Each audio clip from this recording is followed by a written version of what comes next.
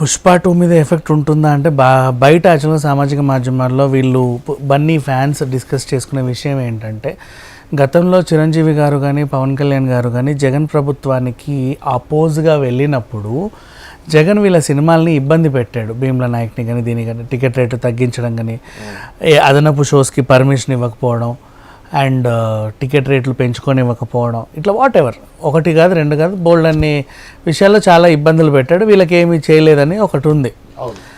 ఇప్పుడు బన్నీ వెళ్ళి వైసీపీ అతనికి సపోర్ట్ చేశాడు. నెంబర్ 1 అఫ్కోర్స్ ఆయన గెలవలేదు. నెంబర్ 2 ఏ రోజైతే బన్నీ వచ్చాడో సేమ్ అదే రోజు అదే స్లాట్లో చంద్రబాబు నాయుడు గారి ప్లాన్ అక్కడ ఆ ప్లానింగ్ ఇటు రావాల్సిన జనాలందరూ బన్ని అటు వెళ్ళిపోవడం జరిగింది. అదే కదా అంటే నేను మళ్ళీ రేపన్న వస్తాడేమో ఇంతకుముందు వచ్చిండు కదా ఆయన అసలు రాడు కదా అని అటు వెళ్ళారు. అది కొంచెం ఎఫెక్ట్ పడింది, ఆయనకి మండింది.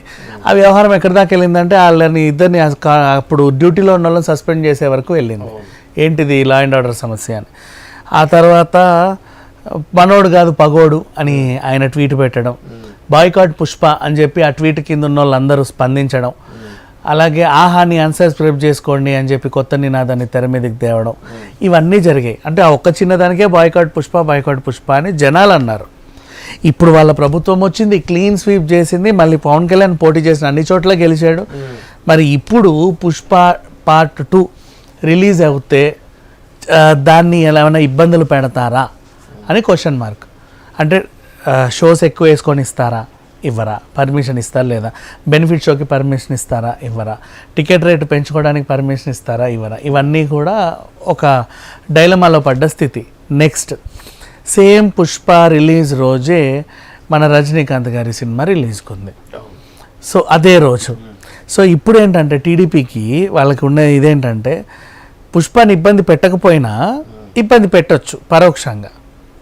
ఎలా, రజనీకాంత్ సినిమాకి మొత్తం దేశమంతా థియేటర్లు ఇచ్చారనుకోండి, రాష్ట్రం అంతా, పుష్పకి కలెక్షన్స్ తగ్గుతాయి. ఎందుకు ఇవ్వాలి రజనీకాంత్కి రాష్ట్ర వ్యాప్తంగా అంటే ఎలక్షన్స్ ముందు నీ కోసం వచ్చాడు, నిన్ను బాగా సపోర్ట్ చేశాడు, అవతల రోజా కొడాలి నాని బండబూతులు తిట్టించుకున్నాడు, వెళ్ళాడు, అవమానపడి వెళ్ళాడు. నీ కోసం వచ్చిన మనిషి అవమానపడి వెళ్ళినప్పుడు అతనికి నువ్వు క్షమాపణ చెప్పి అతన్ని మళ్ళీ గౌరవంగా సత్కరించాల్సిన ఇది నీలో ఉంది. నీకు ఒక టైం దొరికింది, కరెక్ట్ టైంలో ఆయన సినిమా రిలీజ్ అవుతుంది ఆగస్ట్ 15కి. సో దానికి చేతుల నిండా థియేటర్లు ఇచ్చి ఘనంగా ఆయనకి కలెక్షన్స్ వర్షం కురిపించి నువ్వు కృతజ్ఞత భావం చూపించుకునే అవకాశం వచ్చింది. ఆ అవకాశాన్ని నువ్వు సద్వినియోగం చేసుకోవాలంటే నువ్వు పుష్పకి అన్యాయం చేయాలి. పుష్పకి ఎందుకు అన్యాయం చేయాలి అంటే ఆల్రెడీ ఆయన కొంచెం నిన్ను కేర్ చేయలేదు. అంటే అట్లా చూసుకోకుండా డైరెక్ట్గా ఏమనకుండా ఇండైరెక్ట్గా ఇబ్బంది పెట్టవచ్చు. కానీ చంద్రబాబు నాయుడు గారు అలాంటి కాదు. సినిమా ఇండస్ట్రీని ఎంతవరకు బాగు చేయాలో అంతవరకు బాగు చేస్తాడు. ఇంకా చెప్పాలి అంటే ఇప్పుడు తెలంగాణతో పాటు అక్కడ కూడా మళ్ళీ స్టూడియోలు వస్తాయి, అక్కడే పోస్ట్ ప్రొడక్షన్ పనులు జరుగుతాయి, షూటింగ్లు మళ్ళీ అక్కడ జరుగుతాయి. ఈయన సినిమాని ఇబ్బంది పెట్టే మనిషి, సినిమా వాళ్ళని ఇబ్బంది పెట్టే మనిషి అయితే చంద్రబాబు నాయుడు అస్సలు కాదు. ఆయనకు అందరూ కావాలి.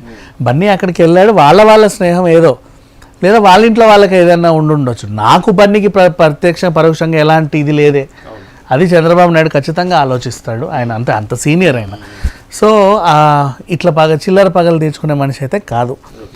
ఈ రకంగా పుష్ప 2కి అయితే ఎలాంటి ఇబ్బంది ఉండదు. తెలుగు రాష్ట్రాల్లో, తమిళ రాష్ట్రంలో కొంచెం ఇబ్బంది ఉంటుంది. మిగతా ఇక చెప్పలేము. హిందీలో అయితే హ్యాపీగా రిలీజ్ చేసుకోవచ్చు. మలయాళంలో నీకు పోటీ ఉన్నా నీ హీరోలు వెనక్కి తగ్గుతారు, ఎందుకంటే నీకోసం నీకు అంత అభిమానం ఉంది అక్కడ. కన్నడలో కూడా ఆడుద్ది. ఓవరాల్గా అయితే కొంచెం ఆంధ్రప్రదేశ్లో కలెక్షన్ మీద ప్రభావం చిన్నగా పడే అవకాశం ఉండొచ్చు, కానీ మిగతా వైపులో అయితే బాగానే ఆడుద్ది, హిట్ అవుతుంది సినిమా.